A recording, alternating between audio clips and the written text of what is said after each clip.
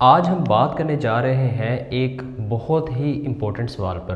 पाकिस्तान में crypto legal है या नहीं, और स्टेट बैंक ऑफ पाकिस्तान के नए फैसले का असल मतलब क्या है।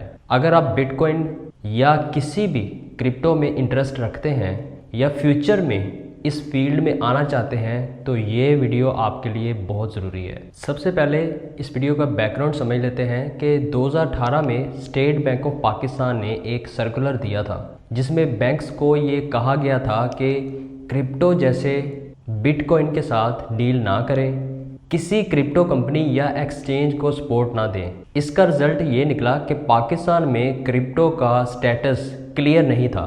लोग यूज़ तो कर रहे थे लेकिन रिस्क के साथ। तो अब क्या नया हुआ है? अब 2026 में स्टेट बैंक ऑफ पाकिस्तान ने एक नया सर्कुलर दिया है और इस दफ़ा सिस्टम में बहुत बड़ी तब्दीली आई है। पाकिस्तान ने वर्चुअल एसेट एक्ट 2026 इंट्रोड्यूस किया है और एक नया इदारा बनाया है जिसका नाम है Pakistan virtual asset regulatory authority (PWARA). अब ये इदारा क्रिप्टो के तमाम मामलात को देखेगा। अब सबसे अहम बात समझ लें, स्टेट बैंक ऑफ पाकिस्तान ने बैंक्स को अलाउ कर दिया है कि वो क्रिप्टो कंपनीज को अकाउंट्स ओपन करने दें, लेकिन यहाँ पे कुछ ज़रूरी शर्तें भी हैं। सिर्फ उन कंपनीज के लिए जो लाइसेंस्ड होंगी, जिनको लाइसेंस मिला होगा, और दूसरी शर्त ये कि उनका प्रॉपर रिकॉर्ड और उनके पास डॉक्यूमेंट्स भी हों। तीसरी शर्त ये कि कस्टमर का पैसा अलग रखा जाए, और चौथी शर्त ये कि कैश लेना और देना अलाउ नहीं होगा, यानी कि जो भी ट्रांजैक्शन होगी वो बैंकिंग चैनल के थ्रू ही होगी। इसका मतलब आसान अल्फाज में समझ लें कि अगर सीधी बात करें तो इसको हम ये कह सकते हैं कि पहले बैंक्स को क्रिप्टो से दूर रहने का कहा गया था, लेकिन अब इस सर्कुलर के आने के बाद बैंक्स भी सिस्टम का हिस्सा बन रहे हैं, और यानी कि पाकिस्तान अब क्रिप्टो को इग्नोर नहीं कर रहा बल्कि उसे अलाउ कर रहा है कंट्रोल के साथ।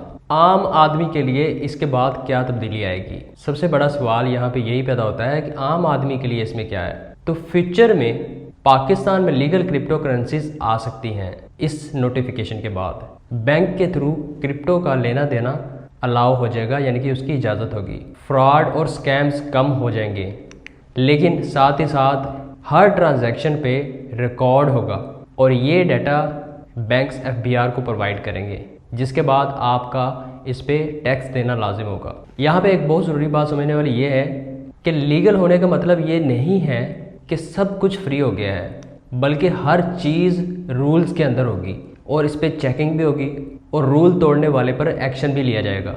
लेकिन इसमें जहां आपको रूल्स की पाबंदी करनी है वहां इसके फ़ायदे भी हैं। फ़ायदे ये हैं कि जो फ्रीलांसर्स हैं वो क्रिप्टो में पेमेंट्स ले सकते हैं और नए ऑनलाइन बिजनेसेस शुरू कर सकते हैं। पाकिस्तान में अब बाहर से आने वाली इन्वेस्टमेंट भी क्रिप्टो में आ सकती है, यानी कि अगर समझ कर यूज़ किया जाए तो ये एक बहुत कीमती मौका हो सकता है। मेरी राय के मुताबिक पाकिस्तान अब क्रिप्टो को बंद नहीं कर रहा बल्कि उसे रूल्स के साथ चलाना चाहता है, और दुनिया के बहुत से मुल्क भी यही कर रहे हैं। अब आपको क्या करना चाहिए इस सर्कुलर के आने के बाद? इस वक्त आपके लिए सबसे बेस्ट यही है कि जल्दी में कोई फैसला न लें, पहले पूरी इन्फॉर्मेशन लें, इस पर रिसर्च करें, चाहे वीडियोस देखें, सर्कुलर पढ़ें, लेकिन जब तक आपको रूल्स की अच्छी तरह समझ ना आए तब तक आप आगे ना बढ़ें। क्रिप्टो ना खरीदें, इसमें इन्वेस्टमेंट ना करें। याद रखें कि आने वाला वक्त उन लोगों का होगा जो समझ कर काम करेंगे और रूल्स को फॉलो करेंगे और सही टाइम पे सही फैसला लेंगे। अगर आपने ये वीडियो यहाँ तक देखी है तो इसका मतलब ये है कि आप वाकई ही क्रिप्टो में इंटरेस्टेड हैं। लेकिन अभी भी एक इम्पोर्टेंट सवाल है, वो ये कि क्या पाकिस्तान में क्रिप्टो वाकई लीगल हो चुकी है या सिर्फ कंट्रोल के साथ इजाज़त दी गई है? इसके क्लियर जवाब के लिए मैंने अपनी इस वीडियो में डिटेल्स प्रोवाइड किए हैं। यहाँ पे क्लिक करके आप ये वीडियो देख सकते हैं। वीडियो पसंद आई हो तो लाइक एंड शेयर ज़रूर करें, चैनल को सब्सक्राइब कर लें ताकि मेरी आने वाली वीडियोज़ आप तक पहुँचती रहें। मिलते हैं अगली वीडियो में। Thanks for watching. अल्लाह हाफिज़।